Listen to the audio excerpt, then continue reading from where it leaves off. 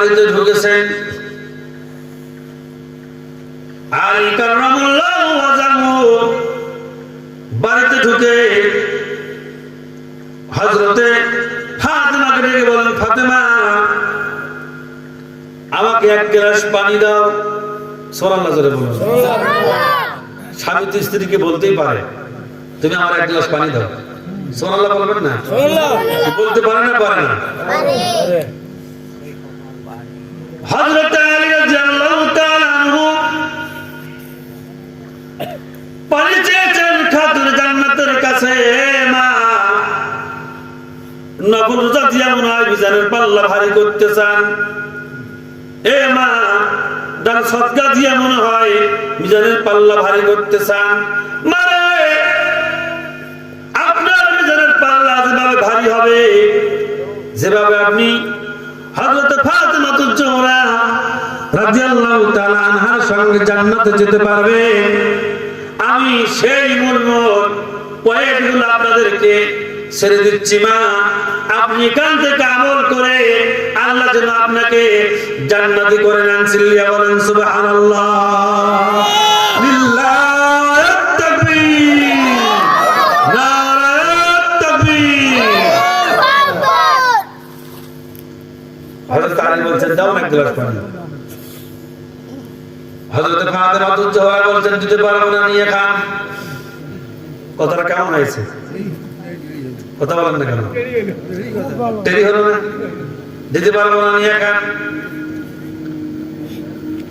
হযরত আলী কাররামাল্লাহু ওয়াজহাহু মনে মনে একটু কষ্ট পেলেন। ও আমার আম্মা জান, এবার ভালো করে কান লাগান মা।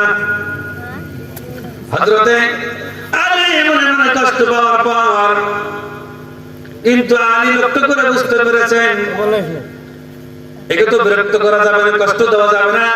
তার কারণ হলো যার রক্ত, যার শরীরের মধ্যে মুহাম্মদ রাসূলুল্লাহ সাল্লাল্লাহু আলাইহি সাল্লাম রক্ত রয়েছে। সুবহানাল্লাহ বলুন। হযরত আলী রাদিয়াল্লাহু তাআলা মনে কষ্ট নিয়ে ঘর থেকে বেরিয়ে পড়লেন। আমার ভাইরা খানায় কামায় কিনারায় গিয়ে ধুলার মধ্যে শুয়ে পড়েছেন। রাসূল করিম সাল্লাল্লাহু আলাইহি সাল্লাম বাড়ির মধ্যে ঢুকলেন, প্রবেশ করলেন, দেখলেন হযরত ফাতেমাতুজ জোহরা রাদিয়াল্লাহু তাআলা চোখগুলো লাল বর্ণ হয়ে গিয়েছে। সুবহানাল্লাহ জোরে বলুন। লাল বর্ণের চোখগুলো দেখে নবীজি বলেন, মা রে তোর চোখগুলো কেন লাল হয়েছে রে মা, বল। এ মা তোর শরীরে এখনো কেন তো রাগ রাগ বইছে, রাগে অগ্নিশর্মা হয়ে গিয়েছো তুমি, কি হয়েছে না মা? আমাকে খুলে বল, এ ব্যক্তি আমাকে খুলে বল। কিন্তু ফাতেমাতুজ জোহরা রাদিয়াল্লাহু তাআলা আনহা গোপন রাখতে চাইলেন কথাটি, পিতাকে বলবে না। পিতাকে যখন বলতে চাইলেন না, আল্লাহর হাবিব সাল্লাল্লাহু আলাইহি ওয়াসাল্লাম, আমার ভাইরা, আমার বাবাজিরা, আমার আল্লাহ রাসূল সাল্লাল্লাহু আলাইহি ওয়াসাল্লাম তাকে জোর করে ধরলেন, বললেন, বেটি রে তোর কাছে আমি শুনতে চাই, তোর কাছে আমি জানতে চাই মা, বল রে মা বাড়িতে কি হয়েছে? চিল্লিয়া বলুন সুবহানাল্লাহ, লা ইলাহা ইল্লাল্লাহ, জোরে জোরে লা ইলাহা ইল্লাল্লাহ, লা ইলাহা ইল্লাল্লাহ মুহাম্মাদুর রাসূলুল্লাহ। আওয়াজ দিয়ে বলুন সাল্লাল্লাহু আলাইহি ওয়াসাল্লাম। ভাইরা আমার, বাবাজিরা আমার, এবার কান লাগান। হযরত রাসূল করিম সাল্লাল্লাহু আলাইহি ওয়াসাল্লাম ফাতেমার কাছে সবকিছু শুনলেন, জানলেন। জানার পরে, শোনার পরে ডেকে ডেকে বলছেন, মা আমি ঘর থেকে বের হয়ে যাচ্ছি, যতক্ষণ পর্যন্ত তোমার স্বামী আলী তোমার উপরে খুশি না হবে, তোমার স্বামী যতক্ষণ পর্যন্ত তোমার উপরে রাজি না হবে ততক্ষণ পর্যন্ত আমি মুহাম্মদ রাসূলুল্লাহ তোমার উপরে সন্তুষ্ট নই। চিল্লিয়ে বলুন সুবহানাল্লাহ। হযরত ফাতেমা তুজ্জাওয়া থরথর করে কাঁপা শুরু করলেন। নবী আমার উপরে নারাজ, আর এই অবস্থায় যদি আমি মারা যাই জাহান্নাম ছাড়া আমার কোনো উপায় থাকবে না।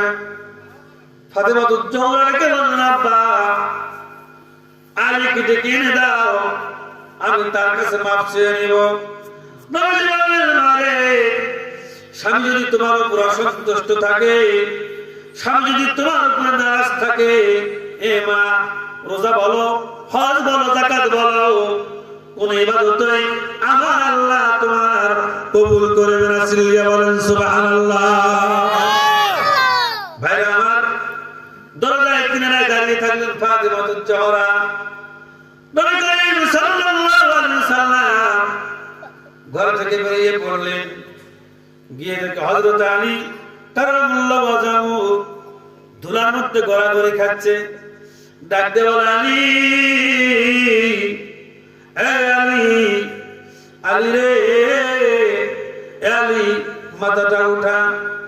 নবীজির ডাক শুনে হযরত শের খোদা আলী, যার সম্পর্কে আমার ভাইরা, যার সম্পর্কে কবিগণ কত সুন্দর সুন্দর কবিতা লিখে গেছেন, যার সম্পর্কে রাসূল করিম সাল্লাল্লাহু আলাইহি সাল্লাম ভালো মাপুর আমার ভাইরা উঁচু মানের উপাধি দান করেছিলেন, যার সম্পর্কে আমার ভাইরা জান্নাতের সুসংবাদ আল্লাহ যাকে দিয়েছেন, সুবহানাল্লাহ, জোরে বলুন। সে আলী নবীর কণ্ঠ শোনার পর উঠে বসলেন। দেখে বলছেন, বাবা আলী রে, কি হয়েছে রে আলী? না হুজুর, কিছু হয়নি। নবীজি বললেন, আলী গোপন করো না, ফাতেমার সঙ্গে তোমার ঝগড়া হয়েছে। এ আলী, আমি বাড়িতে গিয়ে প্রবেশ করে ধরতে পেরেছি। আলী রে, গা থেকে শরীর থেকে ধুলাগুলা ঝাড়িয়ে ফেলো। ধুলাগুলা ঝাড়িয়ে নিয়ে আমার ভাইরা নবীর জামাই হযরত আলী কারামাল্লাহু ওয়াজহু তাকে সঙ্গে করে নিলেন। সঙ্গে করে নিয়ে আমার ভাইরা বাড়ির মধ্যে প্রবেশ করলেন। বাড়ির মধ্যে প্রবেশ করে ফাতেমাকে ডেকে বলেন, ফাতেমা রে, এ আমার মা, তুমি তোমার স্বামীর কাছে মাপ চাও, আলীর কাছে মাপ চাও। যদি আলী তোমারে মাপ না করে, আমার আল্লাহ কিন্তু তোমারে মাফ করবে না। চিল্লিয়ে বলুন সুবহানাল্লাহ। তাহলে আলী যদি মাফ না করে, আল্লাহ কি মাফ কি করবে না? এবার কান লাগান ভাইরা আমার, বাবাজিরা আমার, ও আমার আম্মা জান, ভালো করে শুনে যান না মা।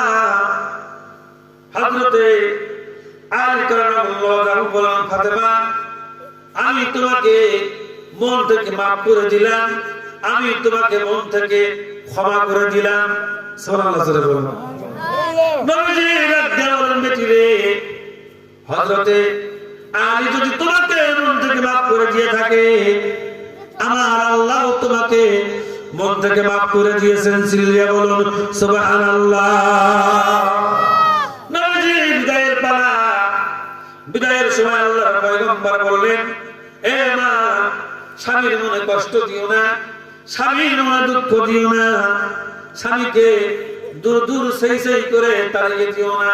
স্বামীর ইনকাম কম জন্য, তার রোজগার কম জন্য তাকে তুমি ধিক্কার দিও না, তার রোজগার কম জন্য তাকে তুমি যা তা করে বকাবকি করিও না।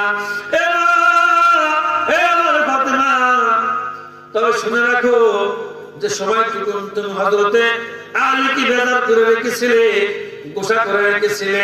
এই অবস্থায় যদি তুমি ফাতেমা মারা যেতে, আমি স্বয়ং নবী বাবা হওয়ার পরেও তোমার জানাজায় কিন্তু শরীক হতাম না। চিল্লিয়ে বলুন নাউযুবিল্লাহ। মায়েরা আমার, বোনেরা আমার, ও মা, ফাতেমার জন্য যদি হযরত আলী এই কথা বলে থাকেন, ও মা, ফাতেমার জন্য যদি নবীজি সাল্লাল্লাহু আলাইহি সাল্লাম এত কঠোর হয়ে থাকেন, মানে তাহলে আপনার হিসাব কোথায়, আমার হিসাব কোথায়? ও মা, আপনার স্থান কোথায়, আমার স্থান কোথায়? একটুবার হিসাব মিলাবার জোরে বলুন তো আমার ভাইরা, দরকার আছে না নাই? এই জন্য আমার ভাইরা, আমার বোনেরা, আমার স্বামী স্ত্রী উভয়কে ভালোবাসবেন, উভয়কে মহব্বত করবেন, ভালোবাসবেন।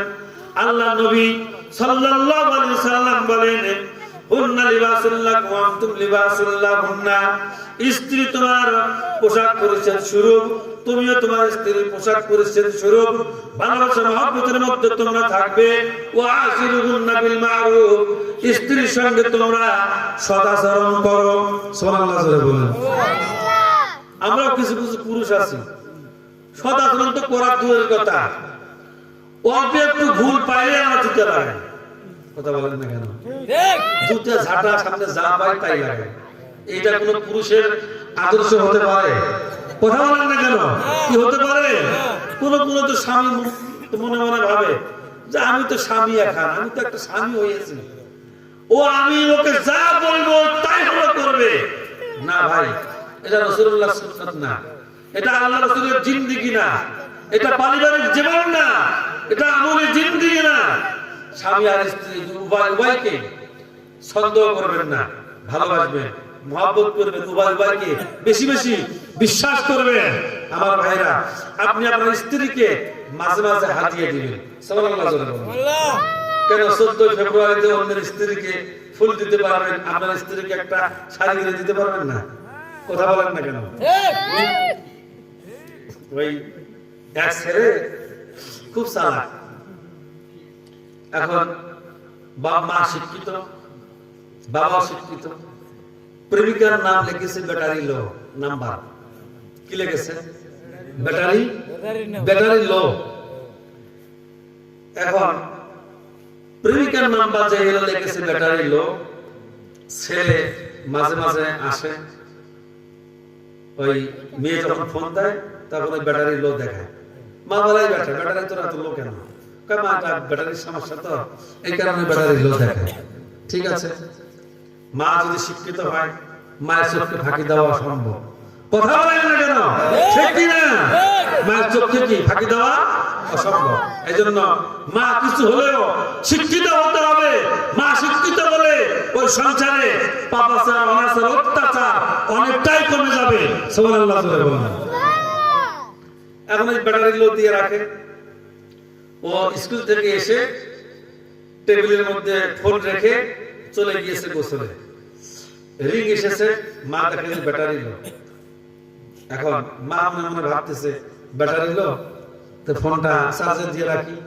তো চার্জে দিয়েছে, মা দেখাচ্ছে যে ব্যাটারি ফুল, মানে ব্যাটারি ফুল, কিন্তু নাম্বারটা লেগেছে ব্যাটারি লো। কথা বুঝে না? না বুঝে? বুঝে না আমার কথা? ব্যাটারি কি লো, মা চার্জার দিয়েছে ব্যাটারি ফুল, আরেকবার ফোন দিয়েছে, ওই লেখা ওঠে ব্যাটারি লো।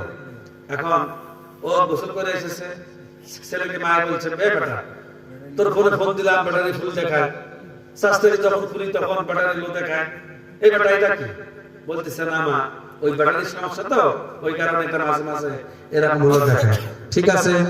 পরের দিন সকালবেলা খাওয়া দাওয়া করে মা রেডি, অফিসে যাবে, ছেলেও রেডি, সে স্কুলে যাবে, দেখতে ওই ফোন হলে এসেছে, ওই ব্যাটারি লো। মা রিসিভ করেছে, সালাম দিয়েছে, আসসালামু আলাইকুম। এখন ওই মেয়ে ওখান থেকে জবাব দিয়েছে, ওয়ালাইকুম আসসালাম আন্টি। বলছে, মা তুমি কে? বলে আমি অমুক। বলে ও ঠিক আছে। বলে মা আমি তোমাকে দেখতে চাই। সুবহানাল্লাহ। এই মেয়ে হবু শাশুড়িকে দেখা করার জন্য এসেছে। ছেলের মা হলো বলছে, এই বেটি, এই বয়স তোমার লেখাপড়া করার বয়স, এই বয়স তোমার আল্লাহকে সিজদা দেওয়ার বয়স, এই বয়সে তোমার ইবাদত করার বয়স, এই বয়সে তুমি জাহান্নামের আগুন খরিদ করতেছো। আমার কলিজার টুকরা সন্তানকেও তুমি জাহান্নামের দিকে ধাবিত করতেছো।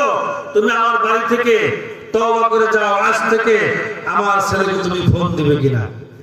যদি ফোন দাও তাও বলো, যদি না দাও তাও বলো, কোনটি করবে তোমাকে বলতে হবে যে তুমি আজ থেকে আমার ছেলেকে তুমি ফোন হাতে দিবে না। এখন ওই মেয়ে বলছে, আন্টি ঠিক আছে, আমি ওয়াদা করে দিলাম আমি আজ থেকে আপনার ছেলেকে আর ফোন করব না। আপনার ছেলেকে আপনি বলে দিয়ে সেজন্য আমাকে ফোন যেন না দেয়।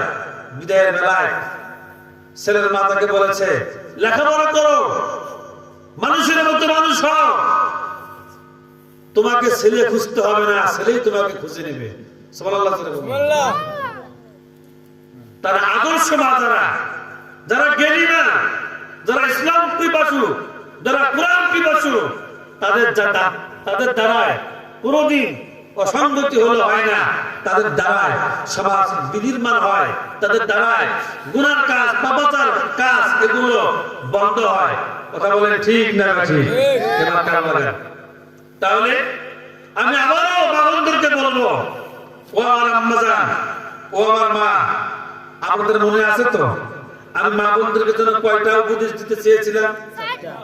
আপনাদের হাতে রোগ হবে না, মনে আছে আপনাদের? বাস আমি বলবো ইনশাআল্লাহ।